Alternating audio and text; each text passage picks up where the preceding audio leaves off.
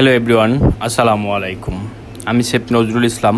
আপনাদেরকে আজকে দেখাবো মাছ রান্নার মশলা। আমরা রেস্টুরেন্টে যেভাবে করে থাকি তার একটা সিক্রেট রেসিপি। আপনার এই মশলাটা আপনার ঘরে একবার তৈরি করলে আপনার সবাই অনেক মাছের পেলেবারে টেস্ট হয়ে যাবে যখন আপনি মাছ রান্না করবেন এই মশলা দিয়ে, এবং খেতে অনেক ভালো লাগবে। তো চলুন কী কী মশলা নিয়েছি তার আমি সবগুলো উপকরণের নাম বলে দিচ্ছি। প্রথমে আমি এখানে নিয়ে নিলাম হাফ কাপ পরিমাণ, এটার নাম হলো মৌরি, অনেকে মিষ্টি জিরাও বলে থাকেন। তারপর নিলাম পিপলটা অনেক স্পাইসি হয়। আমি এখানে 6 পিস পিপল নিয়ে নিয়েছি। আর ব্ল্যাক পেপার নিয়েছি আমি এখানে 1 টেবিল চামচ। তারপর নিলাম হোয়াইট পেপার 1 টেবিল চামচ। তারপর আমি নিলাম হাফ কাপ পরিমাণ ধনিয়া আস্ত। তারপর নিয়ে নিলাম লং 5 পিস। তারপর নিয়ে নিলাম জিরা হাফ কাপ পরিমাণ।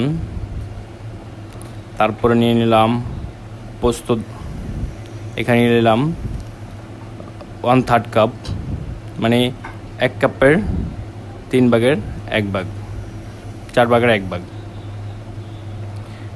তারপর নিয়ে নিলাম এখানে আদা হাফ কাপ পরিমাণ।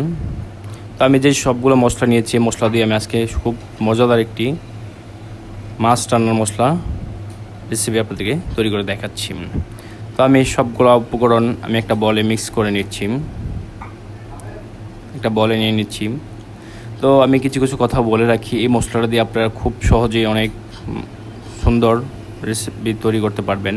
আপনারা এই মশলা দিয়ে আপনারা যদি বাসায় মাছ রান্না করেন অনেক সুস্বাদু হবে এবং অনেক কালারফুল এবং সুন্দর, খেতেও ভালো লাগবে। তো অনেকে অনেকভাবে মশলার করে থাকেন, কে কীভাবে করেন অবশ্যই আমাকে কমেন্ট বক্সে জানাবেন। তারা আমার চ্যানেল যারা নতুন অবশ্যই আমার চ্যানেলটি সাবস্ক্রাইব করে রাখবেন, আর যারা আমার চ্যানেল সবসময় দেখছেন তাদেরকে অসংখ্য ধন্যবাদ। তো আমি আজকে যেই রেসিপিটা তৈরি করব, তো এখানে একটা কথা না বলে নয়, আমি এখানে দিয়ে দিচ্ছি তেজপাতা 4 পিস। তেজপাতাটা আমি এখানে মিডিয়াম, তো তেজপাতার বেশি দেওয়া যাবে না, তাহলে কিন্তু আবার গ্রান এবং টেস্টটা অন্য চেঞ্জ হয়ে যাবে। তো আমি সবগুলো উপকরণ বলে নিয়ে নিলাম। এখন আমি একটু সবগুলো মিক্স করে নিচ্ছি। এখানে একটা কথা বলে রাখি, আপনারা অনেকে বলেছিলেন যে এগুলোকে আপনারা চুলায় যদি তেলে নেন বা একটু ভেজে নেন তাহলে কিন্তু কালারটা একটু গ্রানটা একটু নষ্ট হয়ে যাবে। আর যদি এটা রোদে শুকিয়ে কড়কড়া করে নেন তাহলে কিন্তু এটা 1 বছর পর্যন্ত আপনি সংরক্ষণ করতে পারবেন। আর যদি আপনি চুলায় টেলে নেন তাহলে কিন্তু 6 মাস পর্যন্ত আপনি সংরক্ষণ করতে পারবেন। তো আমি এটা রোদে শুকিয়ে নিচ্ছি, এই জন্য আমি আমার অতদিন লাগে না, আমাদের মশলা অনেক লং টাইম ব্যবহার করা হয় না, আমরা অনেক বেশি ব্যবহার করা হয়, তো এই জন্য। তো মশলাটা গুঁড়া করে নিচ্ছি, দেখছেন কত সুন্দরভাবে ফিনিশিং হয়ে গেছে, কত সুন্দরভাবে গুঁড়ো হয়ে গেছে। এভাবে আপনারা সবগুলো উপকরণ দিয়ে ব্লেন্ড করে নেবেন। তো আপনারা 1 কেজি মাছের জন্য আপনারা কতটুকু মশলা ব্যবহার করবেন? 1 কেজি মাছের জন্য আপনারা এখানে ব্যবহার করবেন 1.5 টেবিল চামচ মশলা। আর আপনারা যদি অনেকে বলেছিলেন যে ভাইয়া মশলার গ্রান চলে যায় বা মশলার গ্রান থাকে না, তখন আপনারা সেক্ষেত্রে আপনারা কাজ করতে পারেন, ছোটো ছোটো পলিথিনে করে আপনারা যতটুকু প্রয়োজন অতটুকু আপনার পলিথিনটা ভিতরে রেখে তারপর পলিথিনটা একটু মোড়ে নিয়ে রেখে দিতে পারেন একটা বয়মের ভিতরে ভরে। তখন আপনার মশলার ফ্লেভারটা যাবে না এবং মশলা ফ্লেভারটা ঠিক থাকবে। আপনারা এই পদ্ধতিটাও ব্যবহার করতে পারেন। তো আমার তো আর বেশি দিন যায় না, সেক্ষেত্রে আমি একটা ডিব্বাতেই রেখে দেবো, কাছের ডিব্বা। আপনারা ডিব্বা বলেন, আবার অনেকে বয়ম বলেন, যেটা বলেন, আমি এটাতে রেখে দেবো। দেখতে পাচ্ছেন কত মশলাটা কত সুন্দর হয়েছে। এবং আপনারা এভাবে মশলা তৈরি করে রান্না করলে আপনারা খুব সহজেই অনেক সুনাম পাবেন আপনার যারা খাবে তাদের থেকে। তো আজকের ভিডিও এই পর্যন্তই। নেক্সট ভিডিও দেখতে হলে সাথেই থাকুন। আর আমার ভিডিওটি কেমন লেগেছে অবশ্যই কমেন্ট করে জানাবেন। আর বেশি বেশি করে আমার ভিডিওটি শেয়ার করে দিবেন, যাতে আপনার প্রতিবেশী সবাই দেখতে পারেন রেস্টুরেন্টের সিক্রেট কিছু কিছু রেসিপি। তো আজকের ভিডিও পর্যন্ত। আসসালামু আলাইকুম। হ্যালো এভরিওয়ান, আসসালামু আলাইকুম। কেমন আছেন সবাই? আশা করি সবাই ভালো আছেন। আমি শেফ নজরুল ইসলাম। আজকে আপনাদেরকে তৈরি করে দেখাবো ফিশ কারি রান্নার খুব সহজ একটি রেসিপি। আমি প্রথমে এখানে কিছু পেঁয়াজ কেটে নিব। আমি এখানে 500 গ্রাম পেঁয়াজ নিয়েছি। পেঁয়াজগুলোকে এবার সুন্দর করে আপনারা দা বটি এবং ছুরি দিয়ে যেভাবে পারেন সেভাবে কেটে নেবেন। তারপর কিছু কাঁচামরিচ নিয়েছি আমি এখানে। কাঁচামরিচগুলো আমি কেটে কেটে নিচ্ছি। আপনারা চাইলে বটি দিয়ে বা দা দিয়ে কেটে নিতে পারেন। তারপর নিচ্ছি আমি এখানে টমেটোগুলোকে ছোট ছোট করে কেটে নিব। আজকে যে রেসিপিটি আমি তৈরি করে দেখাবো আপনাদেরকে, এভাবে আপনারা তৈরি করলে অবশ্যই সবাই এই রেসিপিটি ফলো করবে এবং সবাই আপনার প্রশংসা করবে। চুলে একটি কড়াই বসে দিয়েছি। কড়াইতে আমি দিয়ে দিব তেল 1 কাপ পরিমাণ। আমি এখানে 1.5 কেজি মাছ রান্না করব। 1.5 কেজি মাছের জন্য আমি এখানে নিয়েছি 1 কাপ তেল। তারপরে আমি এখানে দিয়েছি 500 গ্রামের মতো পেঁয়াজ কুচি। পেঁয়াজটা নরম হয়ে আসা পর্যন্ত আমি একটু সময় অপেক্ষা করব এবং নাড়তে থাকব। যখন পেঁয়াজ একটু নরম হয়ে আসবে তখন আমি এখানে টমেটোগুলো অ্যাড করে দিব। টমেটোগুলো অ্যাড করে দিয়ে আমি আরও কিছু সময় নাড়তে থাকব।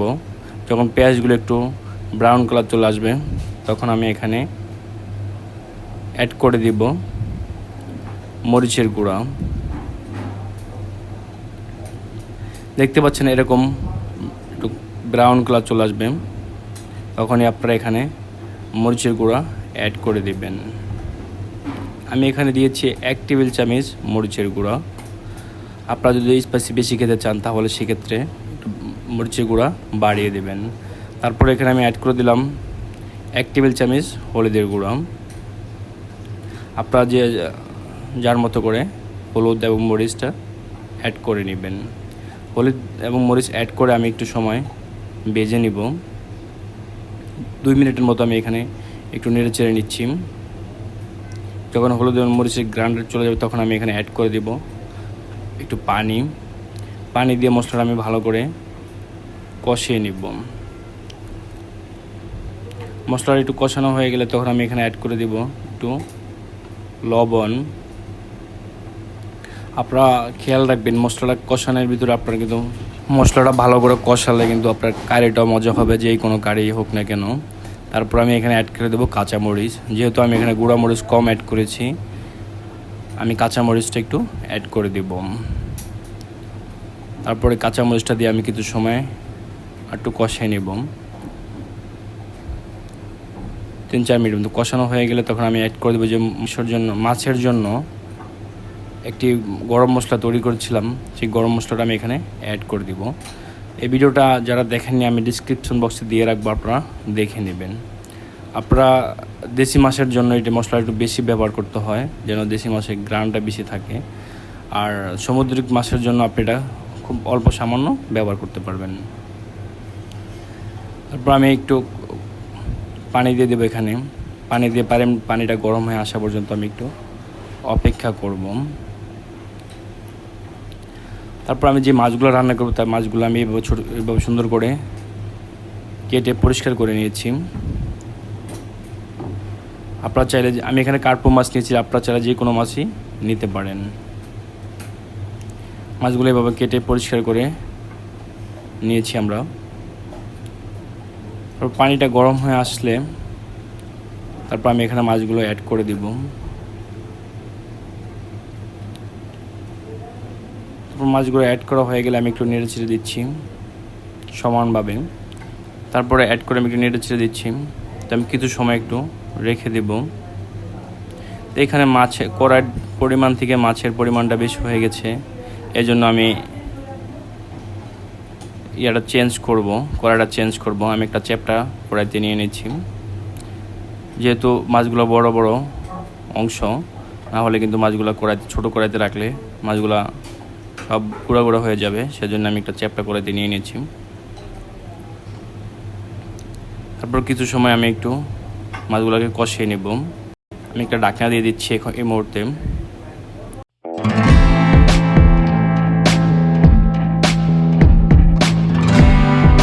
ঢাকনা দিয়ে 5 মিনিট কষে রাখবো। আর চুলার হিটটা কিন্তু বেশি রাখা যাবে না, চুলার হিট বেশি রাখলে কিন্তু পোড়া লাগবে। এই জন্য চুলাইটা বেশি রাখা যাবে না। আমি এই চ্যাপটা কড়াইতে রান্নার একটা কারণ হলো আমার মাছটাকে নাড়তে হবে না, কড়াইটা নাড়া দিলেই মাছটা অটোমেটিক নাড়া হয়ে যাবে। তারপর আমি এখানে একটু পানি দিয়ে, যখন মাছটা কষানো হয়ে গেছে আমি এখানে একটু পানি অ্যাড করে দিচ্ছি। আপনারা যতটুকু ঝোল খেতে পছন্দ করেন, যেহেতু আমি ঝোল এটা খুব কমই রাখবো, খুব মাখা মাখা করবো, এই জন্য আমি একটু ঝোলটা পরিমাণ কম দিয়েছি।